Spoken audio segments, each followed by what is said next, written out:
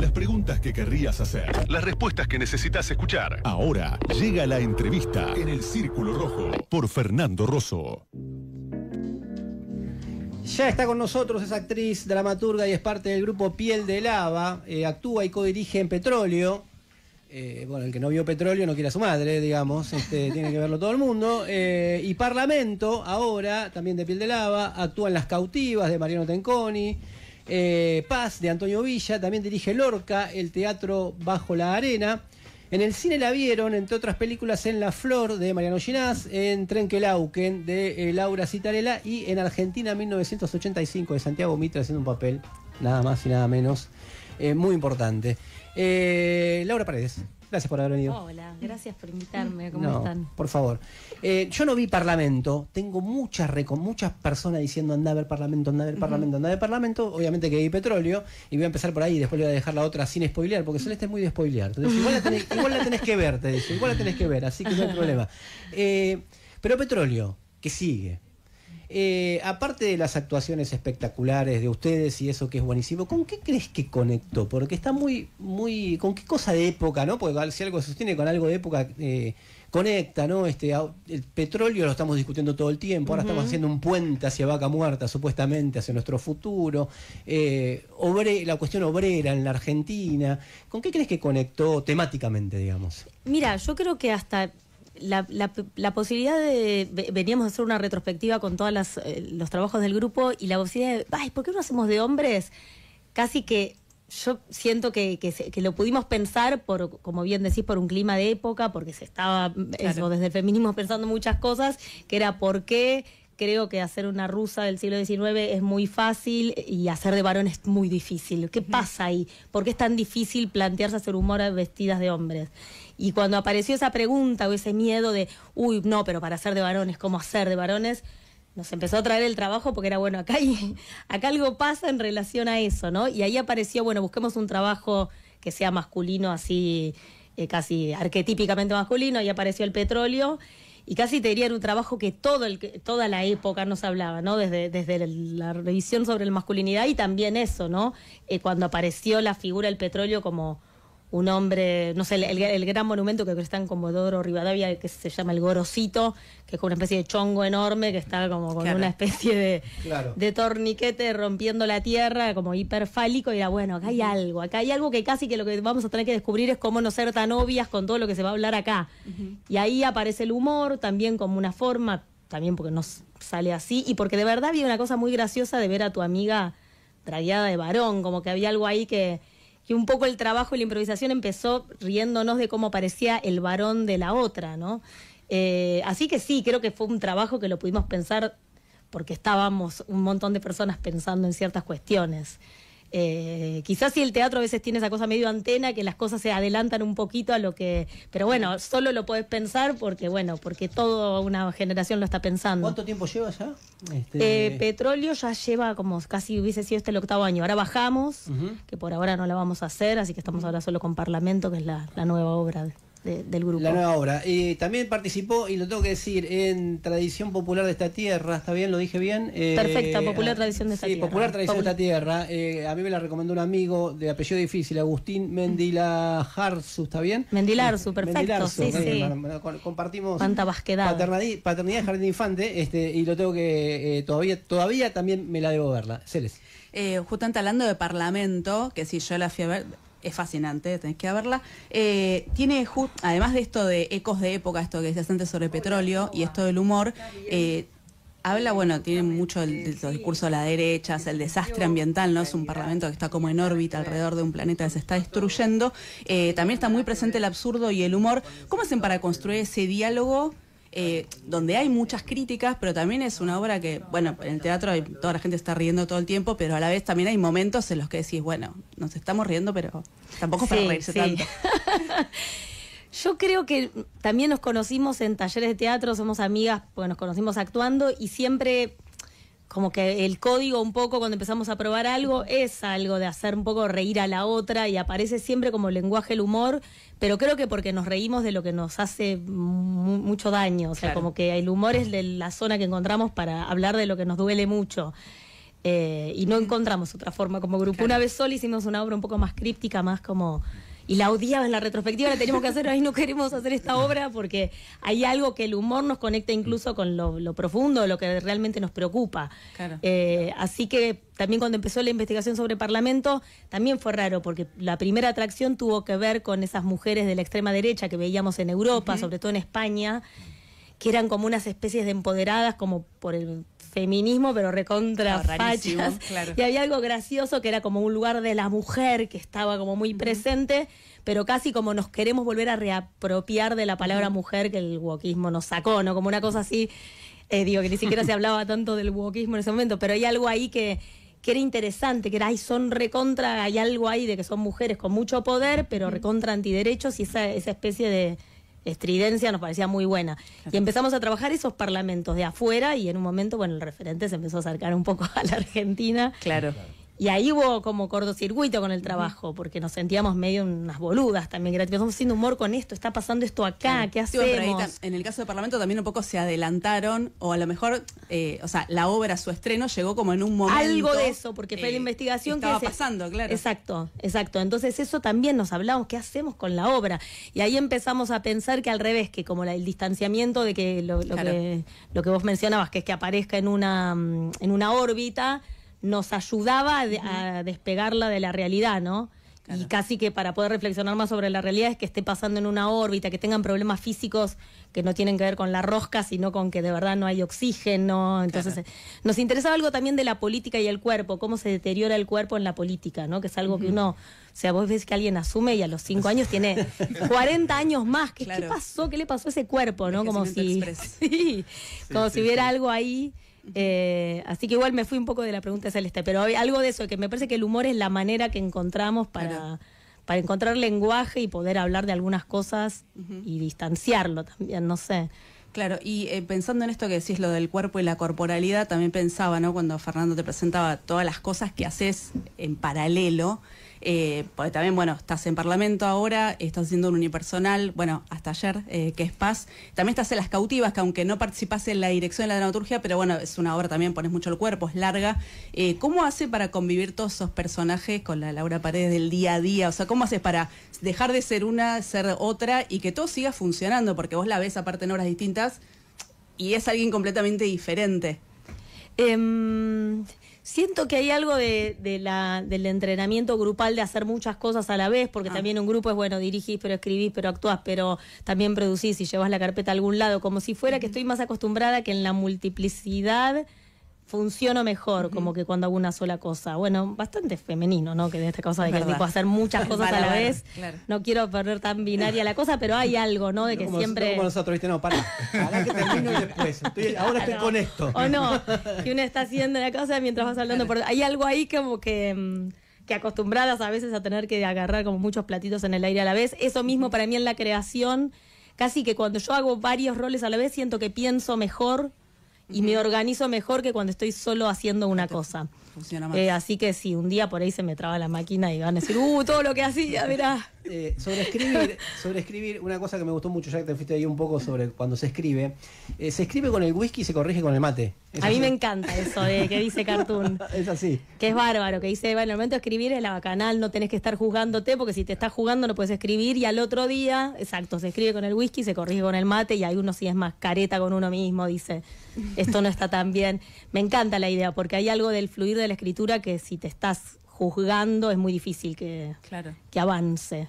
Claro. Están escuchando a Laura Paredes, parte de Piel de Lava, actriz, dramaturga. Estamos hablando de lo que está haciendo ahora y del teatro en general. Te hago la última de teatro para después que quede un ratito para hablar del cine. Hablando de Paz, esta es la obra que terminó ayer de Antonio Villa, que hiciste una especie de unipersonal en una sala re linda, además en la sala de la Boca, José Verdi. Es una cronista de guerra, ¿no? Vos ahí que hablas, combina un poco el trabajo de una cronista de guerra, que es registrar el gran conflicto y el pequeño conflicto, ¿no? También de la gente que vive en el lugar y de ella misma. Pero una cosa que me interesó mucho, y sobre eso te quería preguntar, es que me dio la impresión que trabaja mucho con lo sensorial, está muy presente, vos estás viendo en una sala y te transmite, además de que le escuchabas el texto, te transmite mucho, no sé, tener sed, bueno, el tema de la oscuridad. ¿Cómo trabajan todas esas cosas, en este caso, bueno, en conjunto con un director, ¿no? Ese equilibrio entre tu texto, ¿no? El parlamento, que también el teatro es muy importante, y el cuerpo otra vez. Sí, bueno, Paz terminamos hoy, pero bueno, igual ni lo mencionamos porque ya es verdad que es para Club Paraíso y está ya como agotada, pero hoy son las últimas funciones.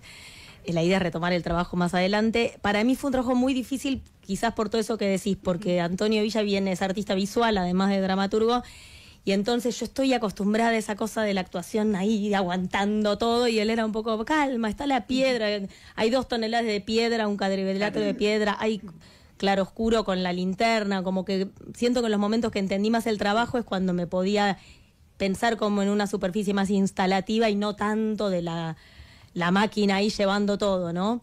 Que no sé si lo logro, pero algo que a veces necesitaba como más calma y pensarme como parte de un todo, porque es eso, una persona, una cronista de guerra, en un teatro como la Sala Verdi, que hay algo fantasmagórico que uno dice, esto fue pensado para un momento que ya no es, claro, que ya ¿no? no está.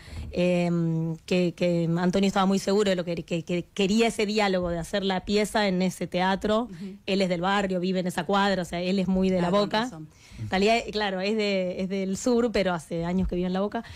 Y entonces había algo eso que también me gustaba, como un poco de correr y que la gente tuviera que ir a La Boca al teatro, ¿no? Que siempre el circuito está muy por otro lado, que ya dialoga con lo ríspido y sobre todo es una obra que lo que más me costó es que el humor no es lo primero que aparece, ¿no? Es como que es mordaz porque ella está ahí sola y es medio sarcástica con la guerra, con lo que ve, con su insensibilidad en momentos y todo, con su, como decimos, con su guerra personal, que vuelve de la guerra y casi que se siente que está más en la guerra porque no encaja en ningún lado que en la guerra.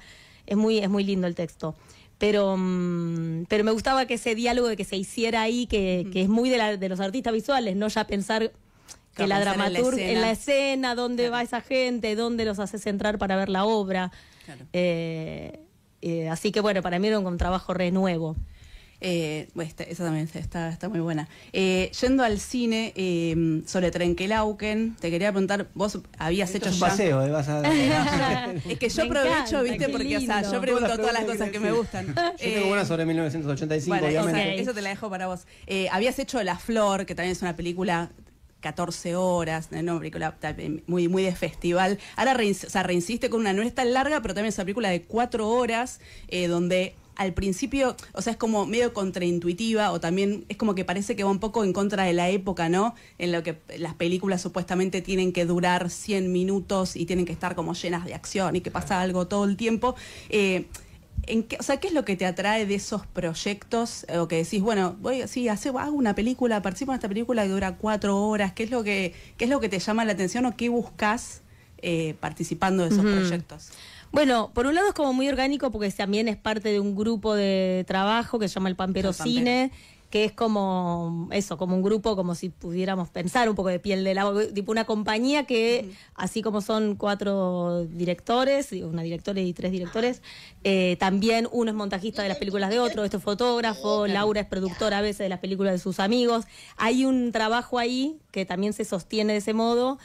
Entonces, son películas que trabajan no con una estructura clásica de producción en semanas. Entonces, las películas se van como construyendo muy de a poco y por ahí era ir a filmar con los pibes, vamos con los hijos. No sé, como que hay algo ahí que nunca es me voy a embarcar en algo de 4 años. No es tan de 7 años u 8 como fue Trenkelauken o de 4 horas. Casi que las 4 horas aparecen porque narrativamente, no como una jactancia de que sea larga, sino que filmábamos y en un momento era una película que duraba eso, que había una primera parte que duraba 2 horas y otras 2 horas. Y también siempre hay un miedo de eso, si la propuesta, no sé, Laura obviamente estaba como convencida de que era el tiempo que necesitaba para poder desplegar eso, pero siempre tenés miedo de que no haya un público que lo acepte. Claro. Y sucedió con Trenkelauken. De hecho, estábamos en proyecciones que podía haber o 10 o 200 personas y siempre después del intervalo volvían. O sea, que la misma gente que había visto la primera parte se quería quedar. Y eso era como para nosotras como una clave de que había algo que estaba funcionando de la estructura. Claro. Y también es como, no sé, permitirse, ¿por qué no? Uno a veces se clave a una serie y te viste El Eternauta 7 horas seguidas. Totalmente. Una película de 4 horas decís, ay, no puedo. No sé, como que también es hacerle un poco la gambeta a la idea de que lo largo, ¿no? Bueno, de lo largo depende qué, hay cosas que, ¿no? Ahora obviamente ahora está por ejemplo en HBO, no sé, y mucha gente me dijo como, ay, ahora la vi porque la pude ver. Entiendo que por ahí irte 5 horas al teatro, al cine, es una movida. Claro. Y después, bueno, ahora justo está en una plataforma y mucha gente me comenta como que ahora sí la pudo ver. Pero en realidad cada vez que se llenó el cine siempre, por ejemplo, con Trenkelauken. Así que habla de que hay un público que no tiene un problema con eso, con la longitud, ¿no? Que es más una cosa que uno dice, qué larga, y después decía que parece ¿no? que va en contra de la época, pero después finalmente te encontrás con un montón de gente que estaba interesada en ver una historia que no necesariamente tiene por qué seguir, digamos, las reglas. Claro, y con La Flor pasó, que duraba 14 horas, eran 3 días de 5 horas de ir, y la gente iba con los tuppers al cine. Se hicieron parejas en esa película. Gente que invitó a salir a alguien y después se pusieron a salir. Después de 3 días ya se conocían muchísimo. Adriana Calvo Laborde en Argentina 1985. Adriana fue durante mucho tiempo parte del Encuentro Memoria y Verdad Justicia, como mucho los referentes de derechos humanos con los que uno ha marchado, ¿no? Entonces tenía una particularidad especial para muchos de nosotros mirar volver a ver, escuchar, ¿no? Ese personaje y su testimonio. Estamos hablando de la película del juicio de las juntas. ¿Cómo fue? ¿Cuánta carga? Bueno, habrá tenido mucha, no sé cómo formular la pregunta, pero ¿cómo fue abordar ese personaje? Bueno, es que hubo como una preparación antes con Santiago que sí, que había, porque hay algo, primero varias cosas, una que todo lo que tenemos de los testigos siempre es de la espalda, entonces había que como que decidir una gestualidad sobre eso. Adriana tiene una manera muy particular de hablar, como que está un poco así arriba, que un día Teresa Laborde me decía que siempre le habían cargado de que estaba tan asustada, que le había salido una voz aflautada que decía, Adriana no hablaba así, como que hay algo de los nervios y todo, que está como con un tono que cuando intentábamos llevarla ahí se distanciaba demasiado, entonces como tomamos la decisión de que no se la imitara, porque no. Y paradójicamente para mí cuanto menos la imité, más pasó que por ahí amigas de Adriana me decían, ay, en momentos sos ella, como algo de lo que tiene la actuación, que cuando no vas a imitar, sin embargo algo aparece, ¿no? Y después fue, por un lado fue como cómo preparar eso, cómo decir, cómo encontrarse a decir, y después estuvo estar sentada en esa sala, en el mismo lugar donde estuvo Adriana, y ahí medio superó, me parece, que cualquier hipótesis que tuviéramos con Santiago, como que fue muy tremendo para todos los que estuvimos ese día, recrear ese trauma, no sé, como que era muy increíble volver a escuchar ese testimonio, porque era de los pocos momentos de la película que era literal lo que se había dicho, después había cosas más intervenidas por un guión. Claro. Y yo recuerdo como, no sé, como un trance, que yo decía la letra, me daba vuelta, la gente lloraba, yo no entendía si estaba bueno o no. Me fue tan que yo después me acuerdo que Santiago montaba, era, ¿qué onda la escena? Porque me había pasado algo tan como catártico en la sala, que no terminaron de entender, tipo, esto va a estar bueno después o no, y bueno, medio que eso se trasladó a las salas, ¿no? Como que fue un momento donde había un silencio en las salas, o todo el mundo me decía eso, que era como que cuando empezaba ese relato no volaba una mosca y que después comenzaba la emoción, que estaba desde el guión. Yo me acuerdo que leí el guión y está como esa zona que tiene la película, un poco de la zona doméstica de trasera y un poco jocosa, y empezaban los testimonios y te largabas a llorar ya leyendo el guión. O sea, estaba como muy pensado ese pico en la película, y bueno, tuve la suerte que me tocó a mí, como un lujo total. Laura Paredes, actriz, dramaturga, es parte del grupo Piel de Lava, actúa y codirige Petróleo y Parlamento, que es la que hay que ir a ver ahora, entre muchas otras cosas. Repasamos un poquito con los tiempos que nos da la radio, y gracias por haber venido. Gracias a ustedes.